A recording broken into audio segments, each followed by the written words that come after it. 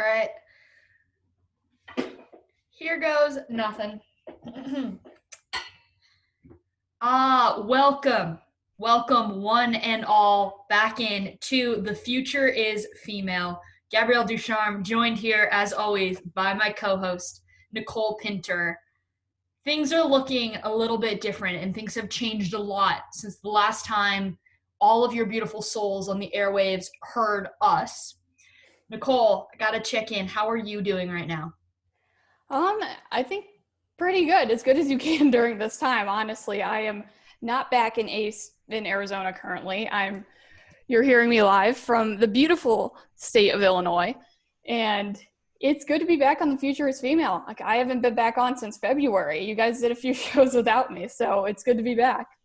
Yeah, we did. And I honestly I kind of forgot about that, about the fact that we did do that. I was, it was like that 2 months or so before we went into quarantine feels like many moons ago now. And of course, we're back. Sports have come and gone and stopped and restarted and are attempting to restart, and some are still stopping right now, literally as we speak. And so of course, the world being as tumultuous as it is, I feel like my one hope for this semester and this new season of The Future is Female is that when people listen in, they can just take a little mental break for a half an hour where we talk sport. It's two young women in journalism and in the sports world that have just such a unique perspective on things. And so I really hope that the people who listen this semester and this season just feel like they can take a break and come into the room with us as we begin debating so many different topics across so many different platforms. Yeah, absolutely. Couldn't have said any better. And of course, speaking of talking about many different platforms and discussing so many different things, we check in with one another. This is our first time back on air in 6 months. In those last 6 months, there's been an NBA season trying to conclude, but not in the normal sense of the word. In no way, shape, or form has the 2019-20 NBA season been normal. Of course, we're in the NBA Finals right now. We just had game one last night. Miami Heat versus the Los Angeles Lakers. As everybody knows on this show, I am a Los Angeles Laker diehard fan. I had been since I was a little kid, and I hope to one day essentially begin covering them in some way, shape, or form, working in the Los Angeles market. Of course, Nicole, did you catch any of game one at all?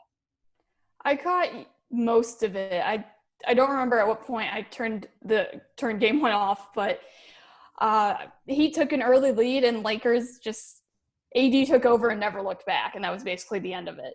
Um, they, yeah, Gabby, I'm sure you watched the whole thing. Speak on the game. I mean, and frankly, I did. I watched most of it. I was actually in another Zoom meeting at the time when it first started. And then I pulled it up like on my computer, like on the side. The sports journalism major in me, being in one meeting about something in sports journalism and then having a game on in the next corner. Like, I feel like I'm constantly multitasking and doing that, especially in the Zoom environment. But anyways, yeah, I did. I did watch most of the game, and I kind of had three big things here.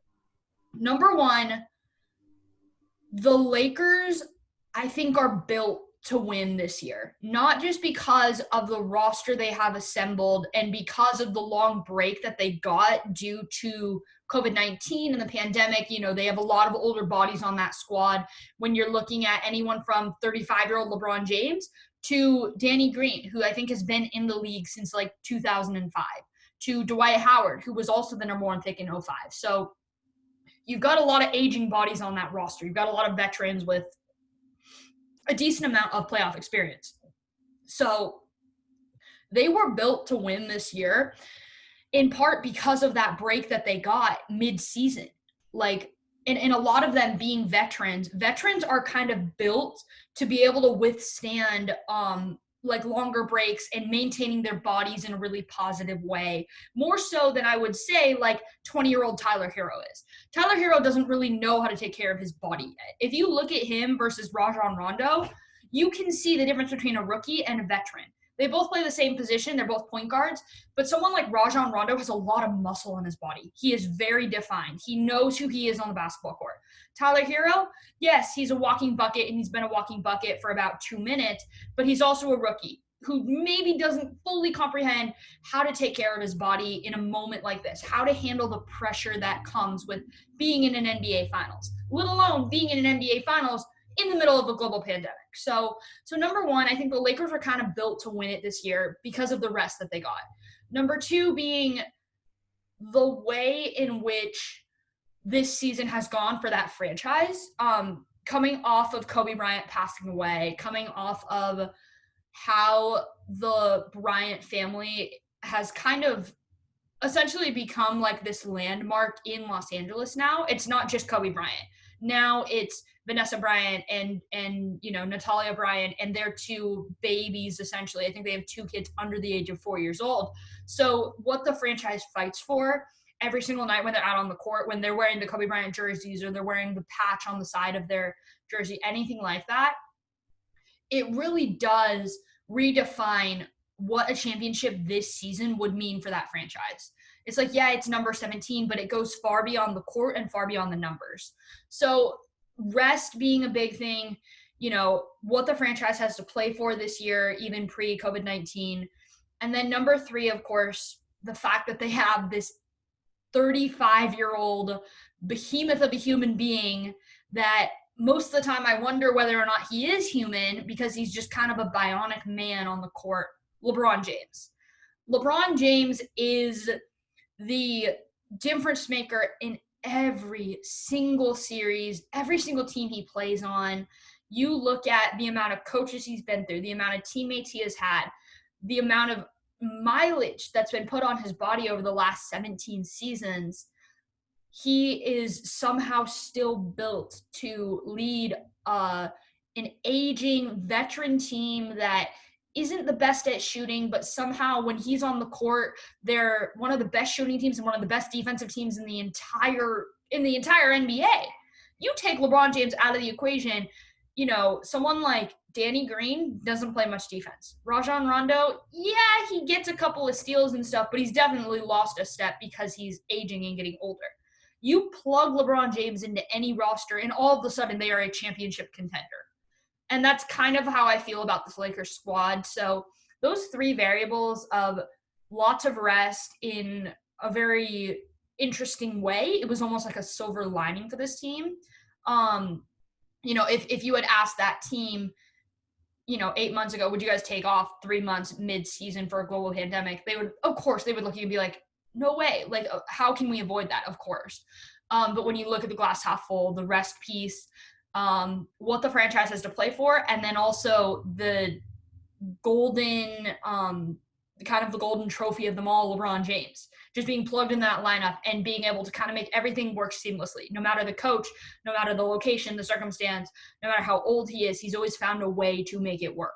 So yeah, I really do think that all of that combined together is really just kind of building a championship team. It's kind of becoming like the perfect ending to a really, really long novel, saga, whatever you want to call it. I mean, the season ending in the happiest place on earth where only so many people can actually get into in front of no fans is certainly an interesting season to say the least. I mean, people talk about asterisks this season for championships. I mean, yes and no. I think it was almost harder to win a championship this season, but at the same time you talk about rest. So it's a little give and take there as far as an asterisk. Yeah. But I think the Heat took advantage of the rest and the bubble and teams struggling, because being in the bubble was hard. I mean, these guys have been away from their families and friends for who knows how long now. I don't even remember when the bubble started at this point. But when you look at Wednesday night's game, he just looked outclassed. I mean, the Lakers are a stronger, faster, smarter team. AD had 34 points in 38 minutes. He was 10 for 10 on the line. And everyone on the Heat was shut down. Jimmy Butler, only 23 points in 33 minutes. Duncan Robinson, my guy from the University of Michigan, everyone's like, oh, he can't shoot. Well, yeah, he was 0 from 3 from beyond the arc, 0 for 3 field goals in 27 minutes, 0 points. And they were all over him on Wednesday night. And Bam only had 8 points, Crowder 12. And it was, and like you said, Tyler Hero, 14 points off the bench in 30 minutes. So they were shut down. Yeah, and I think this Heat team, they will, like, assuming they can keep all those core pieces together and assuming that, like, something like Tyler Hero, what's happening with him, assuming that's not almost like a Linsanity moment in the sense that, like, he kind of caught magic, like he caught a spark in a bottle, and that spark has just been exploding, throughout the entire postseason, which I don't think it is. I think he is the real deal. I think he just needs to get stronger. I think he needs to learn how to play the game at this level. He's a 20-year-old kid. He's younger than me, which is scary to think about. And it's scary to think about as well that he probably made more money in this 1 year of his life than, like, I'll make in, like, my entire career, right? In my entire career working in journalism and digital media, and social media and everything like that. It's crazy to think of how much money the kid will make if he is the star that people believe that he is. I definitely think the Miami Heat will learn from it. I think they'll grow from it. I was reading an article last night by Bill Plaschke of the Los Angeles Times, and he literally said, he was saying he thinks this series is over in 3 games. Like, we're not even going to make it to game 4 because the Miami Heat are just hobbling so much and getting absolutely stomped on by the champion Lakers, the 16-time NBA champion Lakers.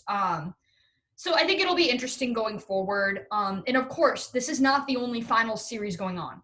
We have a WNBA Finals as well that is set to tip off Friday night. We have the Las Vegas Aces versus the Seattle Storm. Nicole, have you watched any bit of WNBA ball this summer, this quarantine, everything like that? Mostly in the beginning. After the first few weeks, I really haven't seen it on TV. And I think that's one of the biggest problems. Something that's even a conversation beyond this is the WNBA not being televised, and it's like why that is. And even more so I won't go into this too much, but what they've done social justice wise, which the NBA has too, but don't forget the WNBA did it first. Don't forget that.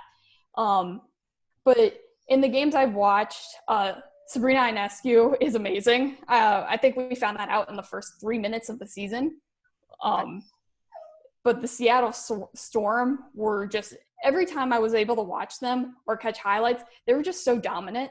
And that's pretty much all I know. So, Gabby, I'll let you take it from here. And of course, this segment, this is actually going to be a new segment on our show. We're going to call it WNBA Wraparound.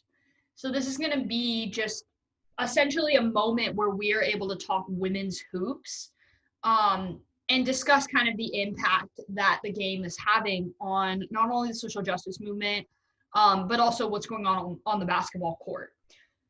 So of course, quick season recap. Things actually started off on July 25th in Bradenton, Florida at IMG Academy. And I remember how excited I was that day because it was only a couple of days before my birthday. So I almost felt like it was a birthday present to me. Which was just so much fun. It was so fun being able to sit down and watch basketball and watch Sabrina Ionescu literally play for the first time since, like, the last time I saw her play was in person at the Pac-12 tournament in Las Vegas, Nevada. So it was kind of crazy to see that moment come full circle after being home for so many months. And still, I feel like I'm still in quarantine now. I still live a very careful lifestyle and everything. But having that to hold on to and gravitate towards, seeing how people grappled with, like, the social media movement and everything like that with WNBA players, the orange hoodie and everything like that as well. Like, Nicole, did you see the orange hoodie and stuff like that just explode on social media with the WNBA person on it? Oh yeah, I heard it was everywhere. It sold out. Yeah. Very, very quickly. Yeah. And I remember it was right before my birthday, and I looked at my mom, was like, Mom, I want a WNBA hoodie for my birthday. And she like went online, she scoured, she ordered it for me, and like so I have one now as well. And I wear it pretty much as I can, considering I live in Phoenix. I am back at school. And Phoenix, it's October 1st, and I'm pretty sure it's about 100 degrees outside right now. I'm considering driving over to work, which is like 10-minute walk from here, just because it's so darn hot. But anyways, yeah, the WNBA season, when you look on court, let me put it this way: the future is bright. The future is very bright. Sabrina Ionescu, she gets healthy. Yeah, she is a franchise player for the next 12 years in the league, at least. And then you look at veteran teams like the Phoenix Mercury, the local team here in Arizona, the team that I hope to one day cover or work for. Diana Taurasi is an absolute baller. She's 38 years old. She's the last time she won an MVP award was back in 2009. And the Phoenix Mercury absolutely dominated in the bubble, in the wobble, should I say, in the sense that they proved that veteran leadership matters. And I remember there was one game where they smashed the New York Liberty, and I think it might have been the game where Sabrina actually got hurt. And it was a moment where I was like, wow, like wrapping my head around how a team like that was able to essentially dominate in the way that they were. I know the Mercury did get eliminated, but the way in which Diana is able to dominate the WNBA, I compare it to how LeBron James is able to dominate the NBA. She's just always there. She's always going to be on her A game. It doesn't matter the circumstance. It doesn't matter what gym she's playing in. It doesn't matter what time of year it is. Diana Taurasi is just going to absolutely dominate.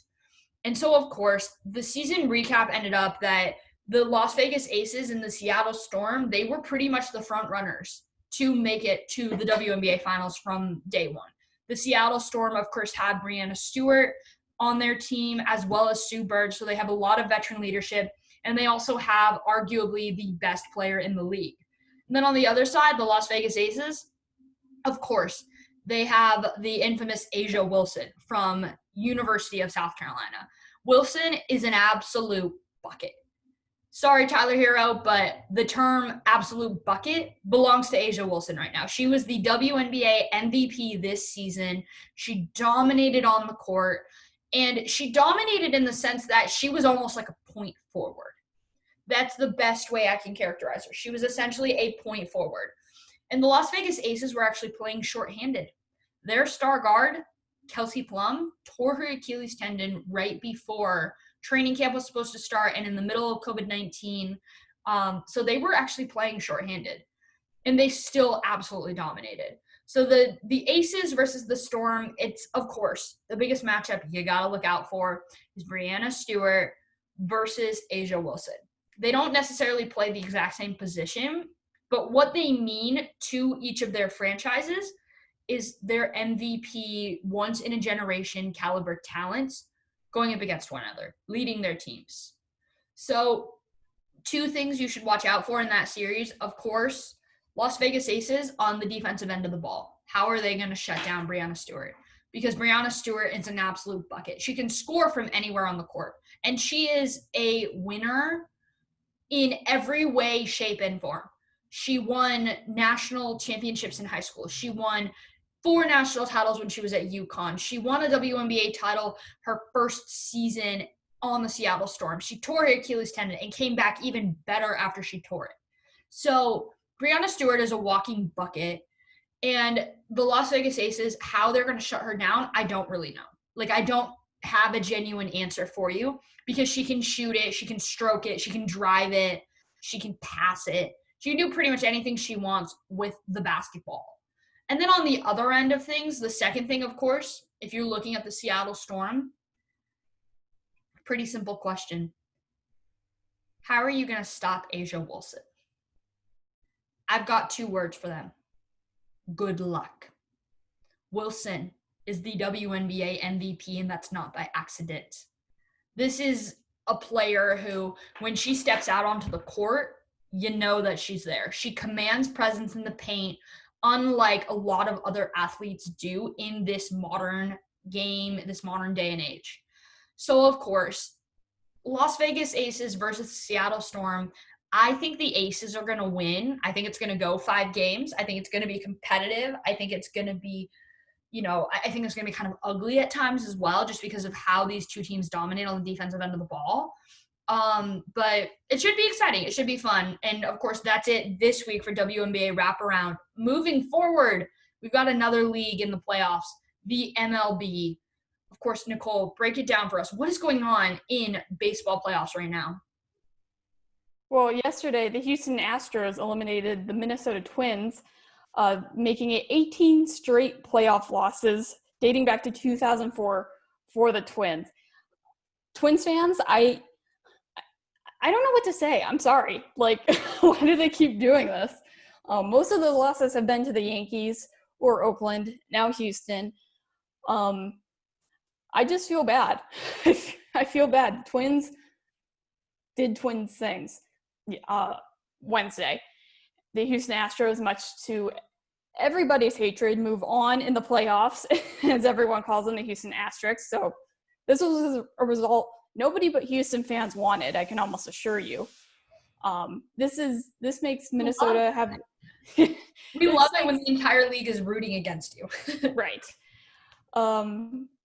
Minnesota now still has the longest active playoff losing streak across all 4 major sports. The second to that is the Detroit Pistons with 14 straight playoff losses.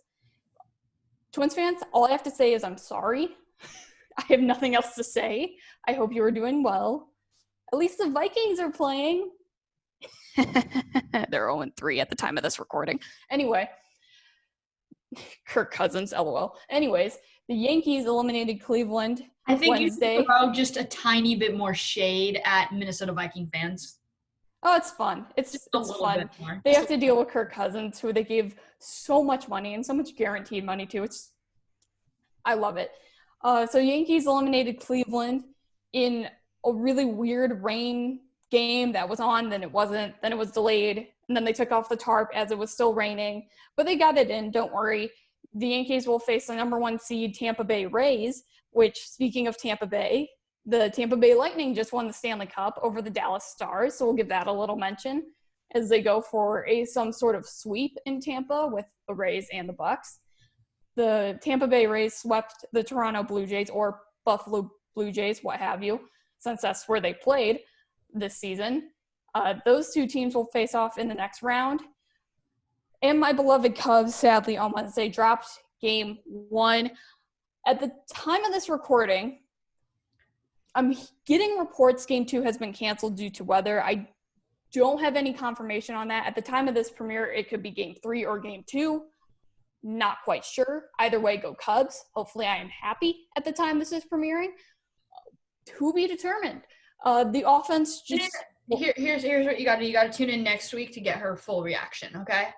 No matter what happens, you got to tune in next week, get her full reaction.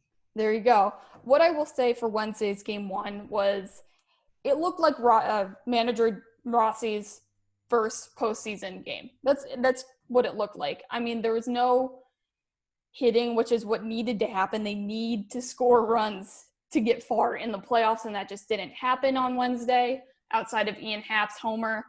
Kyle Hendricks stayed in way too late. As soon as those 2 guys were on base, he should have been taken out, even maybe the first. He played into this top of the 7th inning.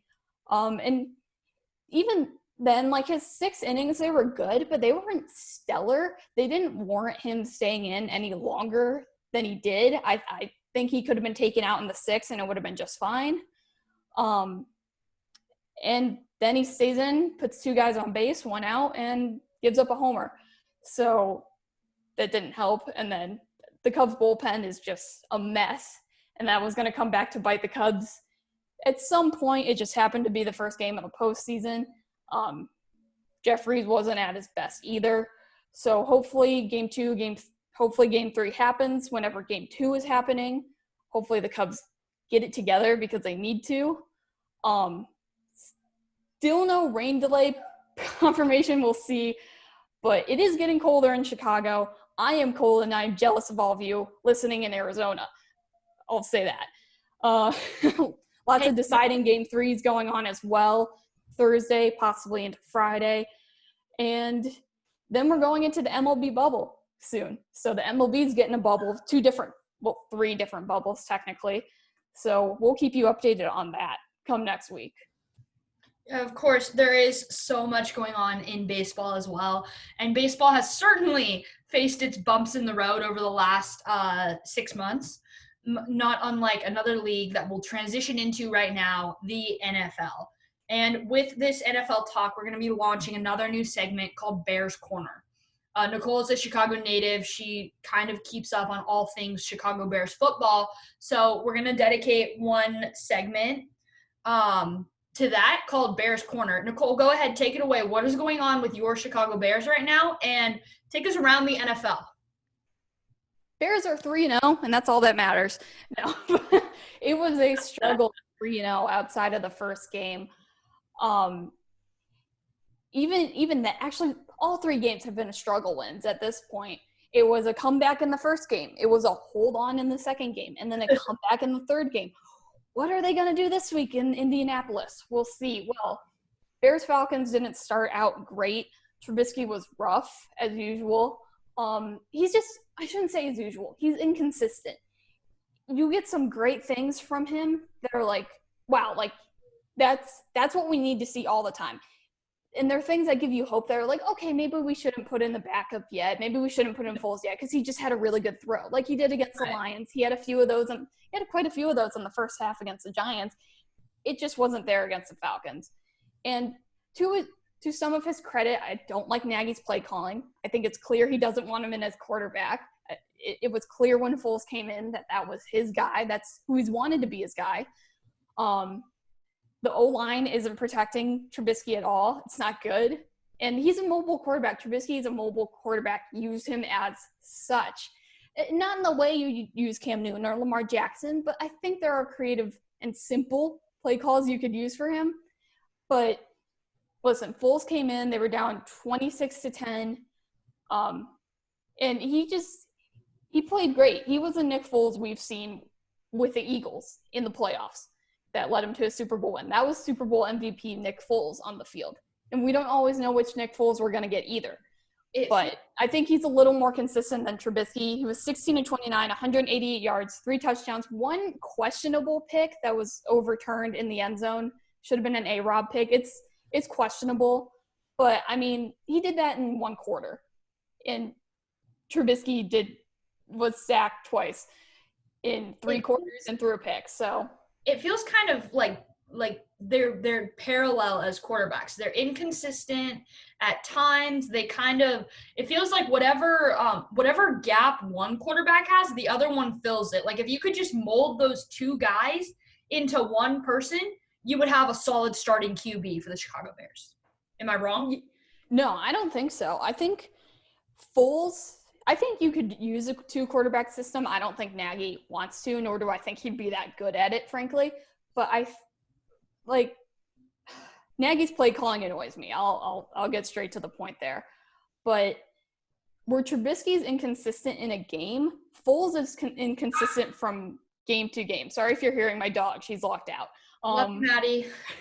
He's inconsistent from game to game. Trubisky's inconsistent in the same game, in the same drive. So that's where there's a little bit difference. I'll finish this up quickly. Is this the end of the Trubisky era? I don't think so. I think we'll see him again this season in a backup or some sort of role. He might even get another start this season. We'll see. The defense looks really rough. That could have also helped Trubisky. Not nearly as dominant as usual. Tariq Cohen's out for the season with an ACL injury, which is not fun. He's my favorite, and he'll be sincerely missed and his speed. Also, extend Allen Robinson, please. The Chiefs look unstoppable this season. Chiefs-Ravens was supposed to be a close game. It wasn't at all. Patrick Mahomes dominated. The Steelers-Titans game was postponed due to positive COVID tests within the Titans, no longer being played on either Monday or Tuesday. So we'll see when that happens. It was expected to happen, but for some reason it's still surprising. Two questions. Here's the thing. I feel like stuff like that occurring is just kind of a result of 2020. And it's a result of them taking the risk and trying to play football around the country, traveling, letting players go home and everything like that, which, and I'm not saying that they shouldn't, because being in a bubble environment for several months on end is very, very hard on you mentally, emotionally, being away from your children. You know, a lot of the NBA guys have talked about that. But I don't know. I wonder if it's kind of a precursor of what's to come within the virus and how it affects athletes and everything like that. But yeah, it's going to be interesting to see how things like that unfold and how the league essentially handles it going forward. Yeah, it will certainly be interesting. Two questions to finish up here real quick. So the Chiefs look unstoppable. They face Cam Newton and the Patriots Sunday night.